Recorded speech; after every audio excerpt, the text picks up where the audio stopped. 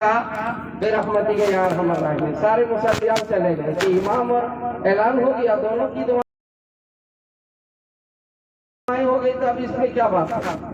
اسی طرح بھی رمضان آ رہا نا، ایک صاحب نے جماعت والوں کو دعوت دیا کہ آپ لوگ آئیے دوپہر میں کھانے کے لیے۔ کہا رے بھائی رمضان ہے، کہا اس کو بھی لیتے آئیے۔ تو ہم لوگ کا دھیان بھی یہاں ہوگا تبھی عمل کی توفیق ملے گی۔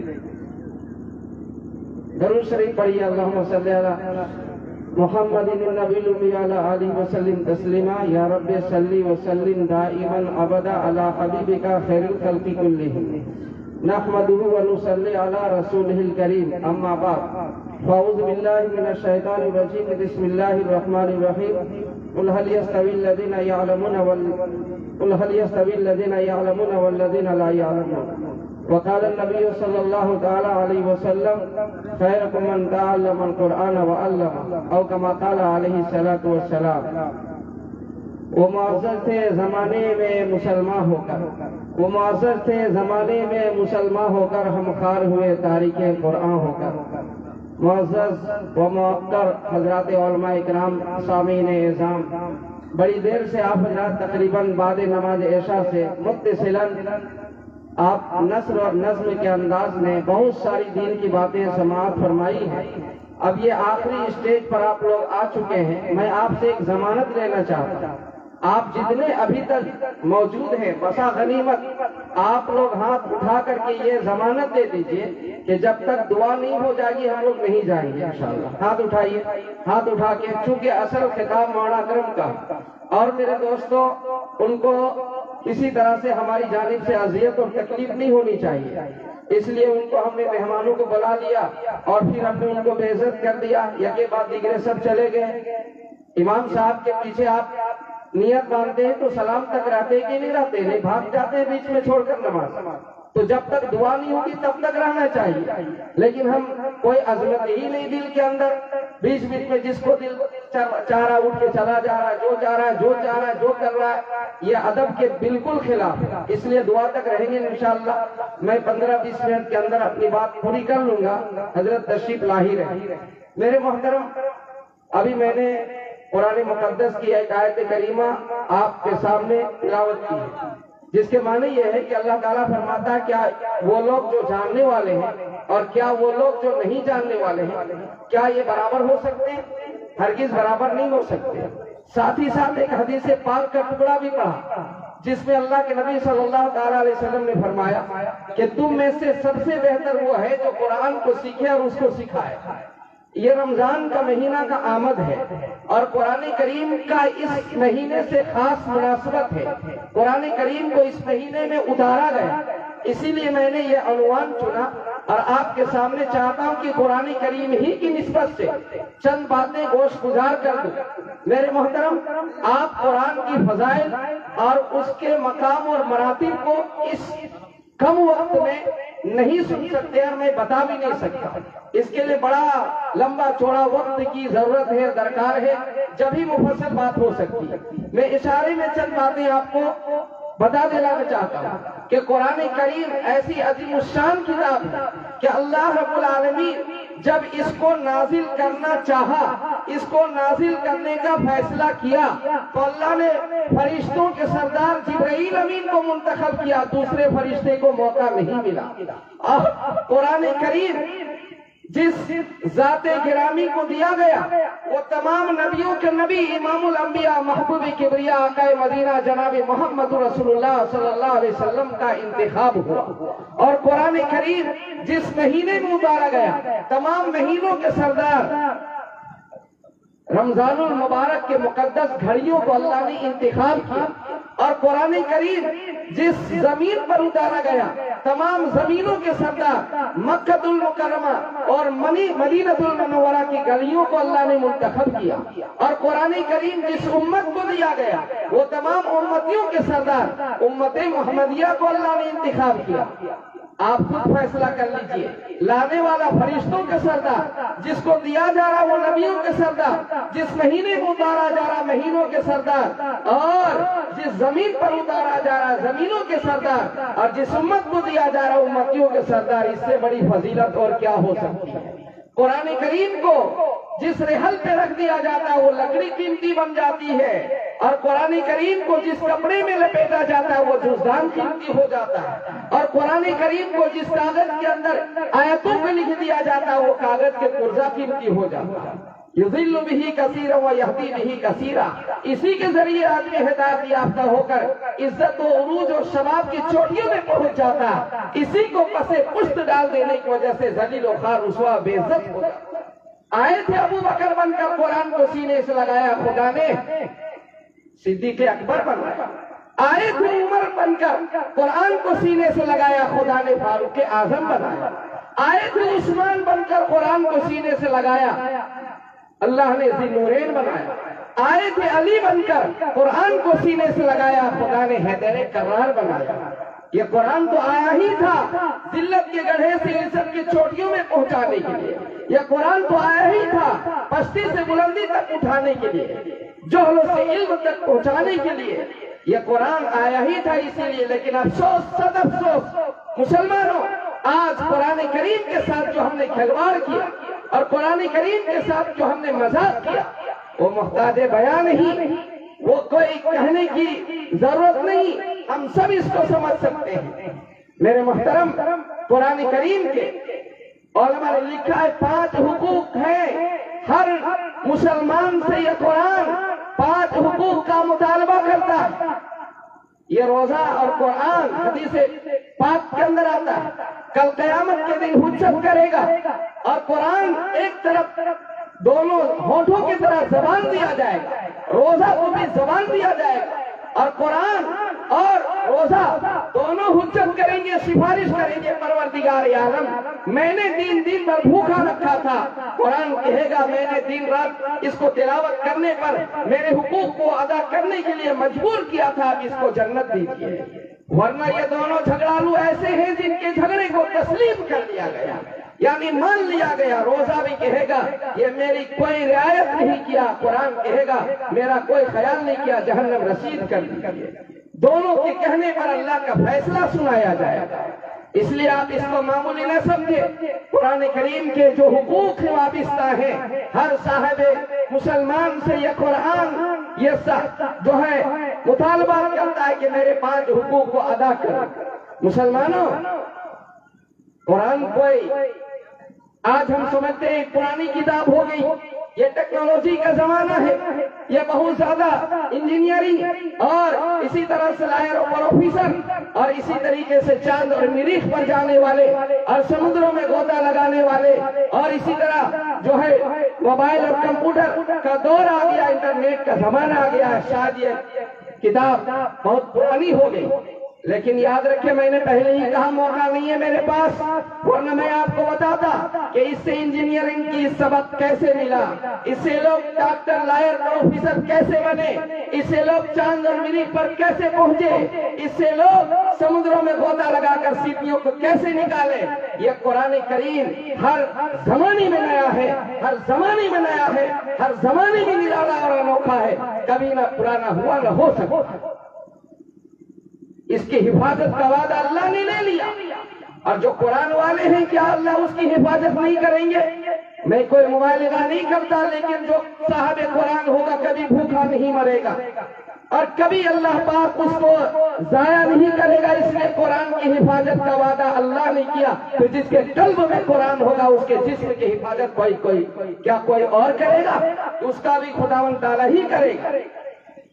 ایک واقعہ چلتے چلتے بتا دیتا ہوں۔ انگلینڈ کے اندر 2 عورتوں نے بچہ جنا، ایک کا لڑکا ایک کی لڑکی، ایک ہاسپٹل کے اندر جھگڑا ہو گیا، دونوں عورتوں نے کہا لڑکا میرا ہے، اس نے کہا لڑکا میرا ہے، دعویٰ ہو گیا۔ اب وہاں پر چند مسلمان ورکر کام کرتے تھے، طنز کے طور پر لوگوں نے کہا تمہارا قرآن اس پر کیا فیصلہ کرتا ہے؟ ایک لڑکا ایک لڑکی ہے، دونوں دعویٰ لڑکے کی کرتی ہے، اس کا کیا فیصلہ کرتا ہے؟ اس نے کہا میں نہیں جانتا، چلو علماء کے پاس، مفتیان اعظام کے پاس۔ آج ہم علماء سے کٹ گئے، کٹی ہوئی پتنگ کی طرح ہم جہاں کے تہاں جیسے کے تیسے ہو گئے۔ اسپین کے اندر 800 سالہ مسلمانوں کی حکومت کب ختم ہوئی؟ تاتاریوں نے بغداد کی اینٹ کو اینٹ سے کب بچایا؟ دریائے دجلہ کے اندر قرآن و حدیث کو کب ڈالا گیا؟ اور بڑی بڑی مسجدوں کو اور مدرسوں کو کب شہید کیا؟ جب مسلمانوں نے علماء سے اپنے آپ کو کاٹ لیا، علماء کی بات کو نہیں سنا، نہیں مانا، علماء چیختے رہے، چلاتے رہے، لیکن یہ قوم سنتی نہیں، سمجھتی نہیں۔ میں ہندوستان کی ماضی قریب کا ایک تاریخ سنانا چاہتا ہوں۔ جب اس ملک کو منحوسیت کے ساتھ دو ٹکڑا کیا گیا، اس وقت امام الہند حضرت مولانا ابوالکلام آزاد اور شیخ الاسلام حضرت مولانا حسین احمد مدنی دونوں جامع مسجد کی سیڑھیوں میں کھڑے ہو کے جاتے تھے، تم کہاں جا رہے اس ملک کو چھوڑ کر؟ اسی ملک میں رہو، اس کو چھوڑ کر کہیں مت جاؤ۔ اور پنجاب کے علاقوں میں جا جا کر ہاتھ جوڑ کے کہتے تھے کہ ہندوستان کو دو ٹکڑا ہونے مت دو، اس کو ایک ہی ملک رہنے دو۔ لیکن وہاں کے مسلمانوں نے شیخ الاسلام کو شیخ الکافر کہا اور ان کے چہرے پر تھوکا، لڑکیوں کو نچایا اور جو نہ ہونا چاہیے وہ سبھی کچھ کیا۔ اس وقت شیخ الحدیث حضرت مولانا زکریا رحمۃ اللہ علیہ جنہوں نے فضائل اعمال تصنیف کی، سہارنپور مدرسے کے اندر آسمان کی طرف سر اٹھایا تو ہفتوں دن تک آسمان ہی کی طرف دیکھتے رہے، نہ کھا رہے ہیں، نہ پی رہے ہیں، نہ بات چیت کر رہے ہیں۔ جب ان سے سوال کیا گیا کہ حضرت آپ نے بات چیت کیوں بند کر دیا، آپ نے کسی سے جو ہے آپ نے بات کرنا بند کر دیا، آپ سو نہیں رہے، صحیح سے کھا نہیں رہے، کہا شیخ الحدیث شیخ الاسلام حضرت مولانا حسین مدنی کو اور امام الہند حضرت مولانا ابوالکلام آزاد کو پنجاب کے مسلمانوں نے نہیں پہچانا، ان کے چہرے پر تھوکا، لڑکیوں کو نچایا، شیخ الکافر کہا، جو نہ کہنا تھا سبھی کچھ کیا، جس کی وجہ سے آسمان سے جو عذاب اتر رہا ہے اس کو میں دیکھ رہا ہوں، آسمان سے جو عذاب اتر رہا ہے اس کو میں دیکھ رہا ہوں۔ چنانچہ مسلمانوں کا قتل عام ہوا اور ساری مسجدوں کو شہید کیا، مدرسوں کو ڈھا دیا گیا۔ آج بھی آپ پنجاب جائیے، ابھی میں کچھ دن گیا تھا پہلے پنجاب چنڈی گڑھ، تو وہاں کے حالات کو عجیب و غریب دیکھا۔ وہاں کے جو آدمی مجھے ریسیو کرنے کے لیے آئے وہ بھی امامہ باندھ کر سکھوں والا اور آ کے سلام کیا۔ جب اس مولانا کے پاس پہنچے جہاں مجھ کو جانا تھا، میں نے پوچھا تو کہا یہاں کے مسلمان بھی ایسے ہی رہتے ہیں، یہاں کے مسلمان آدھا ہندو آدھا مسلمان۔ گھروں میں جا کے دیکھا تو مکے مدینے کی تصویر ہے اور گردوارے کی بھی تصویریں لٹکی ہوئی ہیں۔ یہ گرجا گھروں میں بھی جاتے ہیں، گردواروں میں بھی جاتے ہیں اور مسجدوں میں بھی جاتے ہیں۔ بھرت حسین، مورت انصاری، اس طریقے سے نام بھی ان کے پڑے ہوئے۔ میرے دوستو، شیخ الحدیث نے جو جملہ کہا تھا جو اللہ کا عذاب آ رہا ہے میں اس کو دیکھ رہا ہوں، سچ ثابت ہوئی کہ نہیں؟ اور جو پڑوس ملک میں جو لوگ چلے گئے ان کو بھی آج مہاجری کا لقب ملا ہوا، سرکاری سہولیات اسے دستیاب نہیں۔ تو علماء سے کٹنے کا انجام ہم نے دیکھ لیا۔ علماء سے جب لوگ کٹتے ہیں تو بالکل کٹ ہی جاتے ہیں۔ اسپین جو بنا ہے، اندلس کو جو اسپین بنایا، جہاں 1000 مسجد کے اندر، مسجد قرطبہ کے اندر مینار اور 1000 پیلر ہیں، جس مسجد کی تاریخ یہ رہی ہے کہ ایک زمانہ تک 10,000 آدمی اشراق کی نماز پڑھ کے نکلتا تھا، جس مسجد کے اندر 300 خدام اور 300 چراغ روزانہ چلائے جاتے تھے، آج وہ مسجد سجدہ کے لیے ترس رہی ہے، وہ مسجد کی میناریں آذان کے لیے ترس رہی ہے۔ علماء سے کٹنے کی وجہ سے مسجد کی سرخی میں لکھ دیا گیا اس مسجد کے اندر آذان و نماز ممنوع ہے، کوئی ادا نہیں کر سکتے۔ اس مسجد قرطبہ کے اندر نہ آذان ہو سکتی نہ نماز پڑھ سکتے۔ علماء سے کٹنے کا انجام یہی ہوا۔ ہندوستان کے اندر بھی یہی تاریخ دہرائی جا رہی ہے۔ تو علماء سے عوام کو بدزن کر دو، اس کو کاٹ دو، پھر گاجر مولی کی طرح اس کو استعمال کر دو۔ چند چیزیں ایسی ہیں جس کو دیکھنے ہی میں اللہ اجر عطا فرماتا ہے، جیسے والدین ہے، کعبۃ اللہ ہے، قرآن مقدس ہے، اسی طرح علماء اکرام ہے جن کو دیکھنے ہی میں اجر ہے۔ عمل کرنا تو دور کی بات ہے، اللہ کے نبی نے فرمایا جس نے عالم کو دیکھا گویا مجھے دیکھا، عالم کے ساتھ مصافحہ کیا گویا میرے ساتھ مصافحہ کیا، عالم کے ساتھ دنیا میں بیٹھا قیامت کے دن میرے ساتھ بیٹھا۔ بہرحال تو میں عرض کر رہا تھا کہ اس کے اندر وہ انگلینڈ کے اندر لے کے چلا گیا علماء کے پاس، تو علماء اکرام نے کہا کیا تو نے نہیں پڑھا قرآن کریم کے اندر جہاں اللہ نے وراثت کا تذکرہ کیا، مردوں کو ڈبل حصہ ملا ہے، عورتوں کو سنگل حصہ ملا ہے، جائیداد پراپرٹی مردوں کا ڈبل، عورتوں کو سنگل دیا جاتا ہے، تو جو لڑکی کی ماں ہے اس کا دودھ بھی نکالو اور جو لڑکی کی ماں ہے اس کا بھی دودھ نکالو اور دونوں میں تھرمامیٹر لگاؤ جس میں طاقت یعنی کیلشیم کا پتہ لگایا جاتا ہے، دونوں میں وہ تھرمامیٹر ڈال دیا گیا، ایک دودھ میں ڈبل طاقت ملی، ایک میں سنگل طاقت ملی، کہا یہ لڑکا کی ماں ہے، یہ لڑکی کی ماں ہے۔ قرآن کریم ہر زمانے کا علاج رکھتا ہے، لیکن ہم علاج کریں تب تو یہ کمپیوٹر یہ موبائل سب قرآن ہی کا ایجاد شدہ۔ بہرحال بڑی اختصار کے ساتھ میں آپ کو ایک بات بتلا دینا چاہتا ہوں، جو قرآن کریم کے حقوق ہیں وابستہ مسلمانوں، وہ 5 حقوق ہیں ہمارے ساتھ۔ یہ قرآن اپنی زبان حال سے کہتا ہے، تاکوں میں سجایا جاتا ہوں، آنکھوں میں بسایا جاتا ہوں، دھو دھو کے پلایا جاتا ہوں، تعویذ بنایا جاتا ہوں، اور جب نوبت آتی ہے قول و قسم کی تو سر پہ اٹھائے گا۔ یہی تو مسلمانوں نے استعمال کیا ہے قرآن کا، برکتی کتاب ہی سمجھ لیا، اس کو زندگی کا بائیولوج نہیں سمجھا، اپنی زندگی گزارنے کا اصول اس کے اندر لکھے گئے۔ اما عائشہ صدیقہ رضی اللہ تعالیٰ عنہ سے پوچھا گیا کہ حضور اکرم صلی اللہ علیہ وسلم کی زندگی کیا تھی؟ برجستہ حضرت عائشہ نے فرمایا، کیا تو نے قرآن کریم نہیں پڑھا؟ یہ پوری زندگی نبی صلی اللہ علیہ وسلم کی جیتی جاگتی ایک تصویر ہے جو بیان کرتا ہے قرآن کہ ہمارے نبی کی پوری زندگی صبح کو، شام کو، تنہائی اور مجموع کو اور تندرستی اور فراخی کو، یہ قرآن ہر زندگی کے موڑ کو نبی کا نقشہ کھینچا اور بیان کرتا ہے۔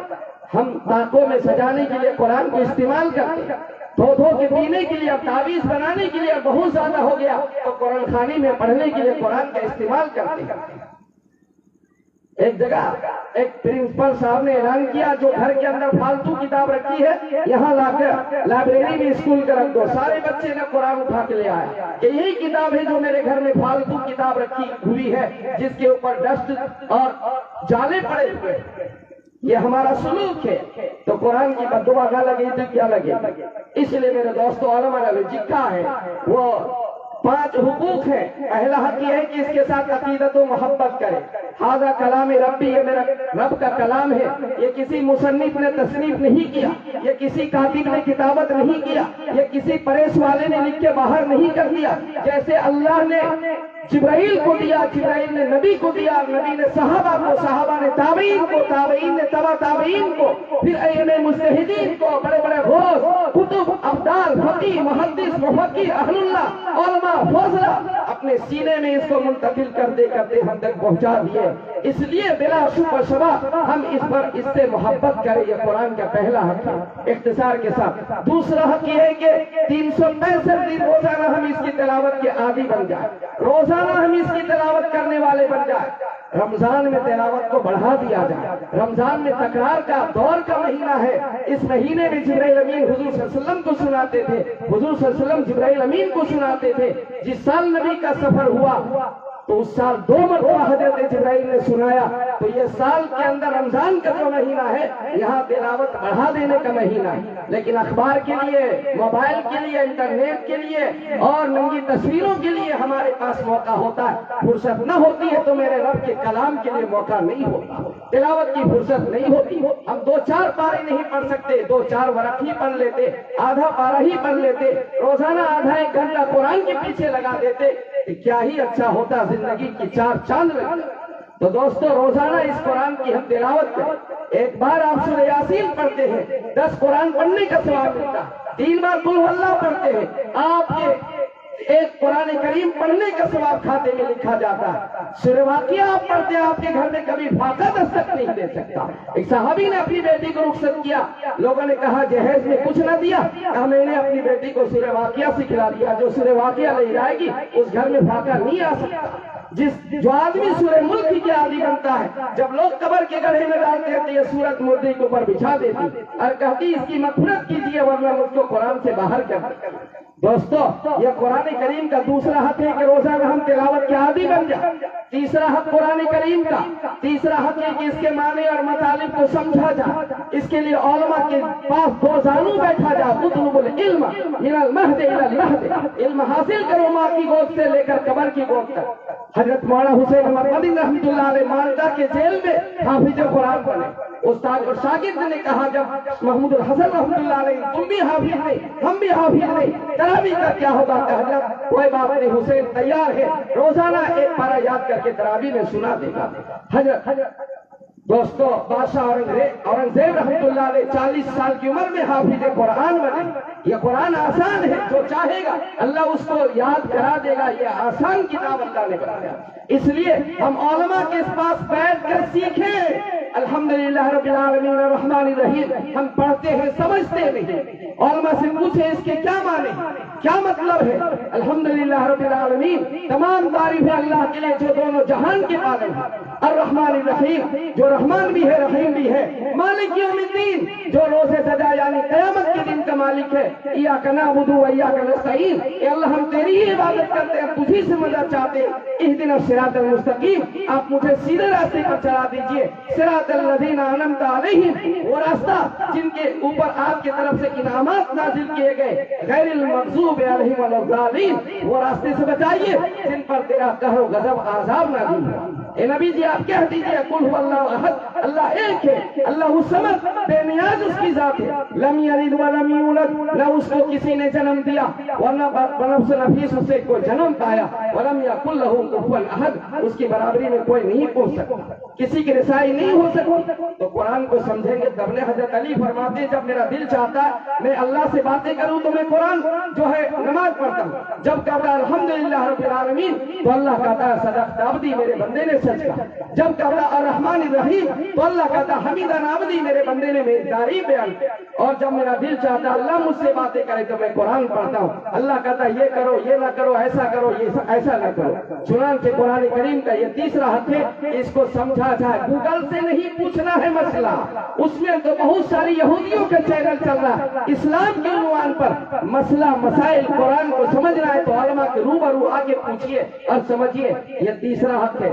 چوتھا حق قرآن کریم کا یہ ہے کہ اس کے مطابق زندگی کو ڈھال دیا جائے۔ یہ قرآن کے اندر جو 30 پارے ہیں اس کے اندر 114 سورتیں ہیں، جس کے اندر 6666 آیتیں ہیں، یہ کوئی دیوار میں مارنے کے لیے نہیں ہے۔ قرآن نے جس کو حلال کہا اس کو لے لے، جس کو حرام کہا اس کو چھوڑ دے، جس کو جائز کہا اس کو لے لے، جس کو ناجائز کہا اس کو چھوڑ دے۔ دوستو افسوس کی بات ہے، 2-4-5 منٹ کے اندر بات اپنی پوری کرتا ہوں، افسوس کی بات یہ ہے میرے دوستو کہ ابھی رمضان کا مقدس مہینہ آ گیا، حلال چیزیں ہم چھوڑ دیتے ہیں، حرام چیزیں نہیں چھوڑ پاتے ہیں۔ یہ بھی روزہ کیسا روزہ ہوا؟ روزہ کے معنی ہوتا ہے رک جانا، یعنی کسی چیز سے باز رہ جانا، لیکن کھانے سے باز رکھ دیا، پینے سے باز رکھ دیا اپنے آپ کو، بیوی سے الگ رکھ دیا اپنے آپ کو، جھوٹ سے الگ نہیں کر پائے، سود سے الگ نہیں کر پائے، زنا سے الگ نہیں کر پائے، حسد اور کینہ سے الگ نہیں کر پائے۔ ہم رکے تو کیا رکے؟ کھانا چھوڑ کے فائدہ ہی کیا ہوا، پانی چھوڑ کے فائدہ ہی کیا ہوا، بیوی چھوڑ کے فائدہ ہی کیا ہوا۔ فرض ساتھی تو ہو جائے گا، سر سے اتر جائے گا فرضیت آپ کے، یہ 3 چیزوں کے رکنے کی وجہ سے طلوع صبح صادق سے غروب آفتاب تک، لیکن تقویٰ نہیں پیدا ہو سکتا۔ اور روزہ کا مقصد ہے لعلکم تتقون، تیرے اندر تقویٰ کی صفت پیدا ہو جائے۔ آنکھ کا روزہ کون رکھے گا؟ زبان کا روزہ کون رکھے گا؟ کان کا روزہ کون رکھے گا؟ دماغ کا روزہ کون رکھے گا؟ دل کا روزہ کون رکھے گا؟ ہاتھ پاؤں کا روزہ کون رکھے گا؟ اگر یہ روزہ ہے تو روزہ ہے، ورنہ بھوکے رہنے سے روزہ داروں کو اور رات جاگنے سے شب بیداروں کو کچھ حاصل نہیں ہوتا۔ اس لیے تقویٰ اگر چاہیے تو اس کا روزہ رکھے، اور یہ روزہ سالوں بھر فرض ہے۔ رمضان کا روزہ تو 1 مہینہ فرض ہے، اور یہ 12 مہینہ جھوٹ سے، سود سے، رشوت سے، حسد سے، کینہ سے، بغض سے، عداوت سے، دشمنی سے، ریا سے، عجب سے، تکبر سے، غرور سے، گھمنڈ سے، بلکہ شرک بدعات سے اپنے آپ کو یہ مہلک امراض سے دور رکھے، ورنہ ایک گناہ جنت سے جہنم لے جانے کے لیے کافی ہے۔ ہمارا کیا اصلاح معاشرہ؟ ہمارے نوجوان کہاں جا رہے ہیں؟ ہماری بچیاں کہاں جا رہی ہیں؟ مخلوط تعلیم کی وجہ سے آج مرتد ہو رہی ہیں بچیاں، اور اس کے جان بھی کھولی جا رہی ہے، اس کی عزتیں بھی نیلام کی جا رہی ہے۔ کیا مسلمان آج کم ہیں؟ 200 کروڑ ہے پوری دنیا کے اندر، 65 ممالک کا حکمران بادشاہ مسلمان ہے، 70-75% سونا چاندی پٹرول مسلمانوں کی زمین ہی سے نکلتا، لیکن دوستو بات کیا ہے، آج ہماری مسجدیں محفوظ نہیں، مدرسے محفوظ نہیں، ہماری ماں بہنوں کی عزتیں محفوظ نہیں، ہمارے جوانوں کی جوانیاں محفوظ نہیں، ہمارے علماء کو حق گوئی کی وجہ سے جیل کے سلاخوں میں ڈالا جا رہا ہے، ماں بہنوں کی عزتوں کو حیا کی چادر میں اتار کے تار تار کر دیا گیا۔ بتائیے آج کیا ہو رہا ہے؟ میرے محترم، مسجدیں نظر آتش کی جا رہی ہے، یہ حالات ہے آج قرآن کے احکامات کو پامال کر دینے کی وجہ سے۔ حضور اکرم صلی اللہ تعالیٰ علیہ وسلم نے فرمایا کہ جب قرآن اور میری سنت کو چھوڑو گے تو تم ذلیل ہو جاؤ گے، رسوا بے عزت ہو جاؤ گے۔ ایک مثال دے کے سمجھائے، جیسے سمندر میں جھاگ بے وزن ہوتا ہے، اسی طرح تم بے وزن بے حیثیت ہو جاؤ گے۔ اصلاح معاشرہ یہی ہے، ان جوانوں کو سنبھالا جائے، عورتوں اور بچیوں کو سنبھالا جائے، اس کو ماتا بدو نے منبادی اپنے بعد والوں کو تعلیم سے آراستہ پیراستہ کیا جائے۔ ورنہ دوستو میں بڑی جرات اور بڑی جسارت کے ساتھ ایک بات کہنا چاہتا ہوں، علماء کی موجودگی میں حالات بہت خراب ہونے والے ہیں، اور پتہ نہیں کتنے ارتداد کی دہانے کھل جائیں گے جب تلوار اور تیر کے بندوق کے نوک پہ کھڑا کیا جائے گا اور کہا جائے گا کیا چاہتے ہو۔ اس وقت فسفسا ایمان سے آدمی نہیں بچ سکتا۔ چاہیے ایمان حضرت مولانا حسین احمد مدنی کو انگریز نے کھڑا کیا تو مشین گن کے سامنے اور کہا ہے حسین تو نے یہ فتوا دیا تھا کہ مسلمانوں کے ساتھ دینا ناجائز اور حرام ہے، کہا میں نے فتوا دیا تھا، دے رہا ہوں، مرتے دم تک دیتا رہوں گا۔ کہا فتوا بدل دو۔ کہا حضرت نے اگر فتوا بدلتا ہو تو ایمان بدل جاتا ہے، فتوا بدلتا ہو تو ایمان بدل جاتا ہے۔ کہا دیکھ میری مشین گن کے سامنے کھڑے ہو، کہا میرا سینہ بھی تمہارے سامنے، اور یہ دیوبند سے کفن لے کے چلا تھا، مجھ کو پتا تھا میرے فتوے کے بعد کیا ہوگا۔ اگر یہ حالات کھڑے ہو جائیں گے کیا ہم مقابلہ کر سکتے؟ اس لیے کہ ہم جاہل ہیں، اس لیے کہ ہمارے پاس ایمان کے اندر تقویت نہیں ہے، ایمان کے اندر حلاوت اور حقیقت نہیں ہے۔ ہم مرتد ہو جائیں گے، اب چند پیسوں کے لیے لاکھوں لاکھ بچیاں مرتد ہو چکی۔ دوستو کس انتظار میں؟ راحت اندوری نے کہا تھا لگے گی آگ آئیں گے گھر کئی زمینیں، لگے گی آگ آئیں گے گھر کئی زمینیں، یہاں صرف ہمارا مکان تھوڑی ہے۔ جب یہ ہوا چلے گی تو ہم بھی اپنے ایمان سے اللہ نہ کرے کہیں محروم نہ ہو جائے۔ جب چھلکے اور گودے کو الگ کیا جائے گا ہم چھلکے کی طرح ہٹ جائیں گے، اس لیے کہ اندر میں ایمان اترانی، علم سے نہ بلد نہ واقف، تو ہم کیا حالات کا مقابلہ کر سکیں گے؟ کیا ہم اپنے ایمان کے تحفظ اور سلامتی کا ہم دعویٰ کر سکتے ہیں؟ اس لیے قرآن کو سمجھا جائے اور اس کے مطابق زندگی کو ڈھال دیا جائے۔ یہ قرآن کا چوتھا آخری حق یہ ہے کہ قرآن نے کہیں نہیں لکھا یہ مسلمانوں کی کتاب ہے۔ یہ حماقت ہے ہماری، بیوقوفی ہماری، ہم نے یہ سمجھ لیا قرآن ہماری کتاب ہے۔ شروع ہی میں الحمدللہ رب العالمین، الحمدللہ رب المسلمین کہاں کا اللہ نے کہ مسلمانوں کی کتاب ہے۔ نبی کی ذات کی بات آئی تو وما ارسلناک الا رحمۃ للعالمین، نبی کو نہیں کہا رحمت للمسلمین۔ قرآن کی بات آئی تو ہدی للناس کہا، ہدی للمسلمین نہیں کہا۔ امت کی بات آئی تو اخرجت للناس کہا، اخرجت للمسلمین نہیں کہا۔ دوستو تو قرآن کا آخری حق یہ ہے کہ اس کی اشاعت کی جائے، اس کو عام کیا جائے، اس کو پھیلایا جائے، دوسروں تک اس پیغام کو پہنچایا جائے۔ اگر ہم نے اس کو اپنا پیغام نہیں پہنچایا تو پھر اس کی دعوت ہمیں قبول کرنی پڑے گی، داعی بنو ورنہ مدعو بننا پڑے گا، پھر کفر اور شرک ہمیں قبول کرنی پڑے گی۔ اس لیے اس سے پہلے ہم اسلام کی دعوت دیں، قرآن کی حقانیت کو لوگوں کو سمجھائے۔ اسلام دہشت گردی کا تعلیم نہیں دیتا، قرآن جہاد کیا ہے؟ جہاد انگلی میں کینسر ہو گئی تو اس انگلی کو کاٹنے کا نام جہاد ہے، خواہ کسی کے جان لینے کا نام جہاد نہیں، جو آج غلط تصور لوگوں نے قائم کر دیا۔ جس طرح آپات کھڑکیاں رہتی ہے گاڑیوں کے اندر، آپاتکالین کے موقع پر وہاں سے چھلانگ لگایا جاتا ہے جان بچانے کے لیے، بدل جائے مجبوری، اس کا نام جہاد ہے۔ کسی کا جان مار دینا اور خواہ جان لینے کا نام جہاد نہیں ہے، لیکن اس کو غلط تصور دے کر کے اور اسلام سے لوگوں کو نفرت کیا جا رہا ہے، مدارس اسلامیہ کو دہشت گرد کا اڈا بتایا جا رہا ہے۔ مسلمانوں یہ قرآن اس کو سمجھاؤ، یہ امن کا، شانتی کا، سکون کی تعلیم دیتا ہے۔ یہ قرآن کسی کا جان لینے کے یہ تعلیم نہیں دیتا۔ آمنہ جس کا نام ہے اس کا بیٹا امن سے تعلق رکھتا ہے۔ دوستو وہ نبی کی تعلیمات میں کہیں اس طرح نہیں ہے۔ ہم دنیا کو بتائیں، دنیا کو سمجھائیں، لیکن خود تو ڈوبے ہیں صنم، ساتھ لے کے ڈوبیں گے۔ ہم خود نہیں جانتے دوسرے کو کیا پیغام دیں گے۔ اس لیے میں آپ سے گزارش کرنا چاہتا ہوں اس رمضان کی قدر کیجیے، اور قرآن سے زیادہ مناسبت پیدا کیجیے۔ دعاؤں میں افطار اور تہجد کے وقت اٹھ کر خوب دعائیں کیجیے، اس وقت دعائیں قبول ہوتی ہے۔ ہم دعاؤں کا کا خوب جو ہے اہتمام کریں. اللہ رب العالمین سے دعا ہے پروردگار عالم ہم سب کو کہنے اور سننے سے زیادہ عمل کی توفیق عنایت فرمائے. یہاں کی نوجوانوں کو پھر سے شکریہ ادا کرتا ہوں جن کی کاوش اور محنت اور جد و جہد پر آپ نے یہ فراہم اور موقع عنایت فرمایا کہ علماء کو آپ نے مدعو کیا. بار بار اس طریقے سے آپ علماء کرام کو بلائیں اور صحیح بات اور صحیح عقیدے اور صحیح دین کی تعلیم آپ حاصل کریں.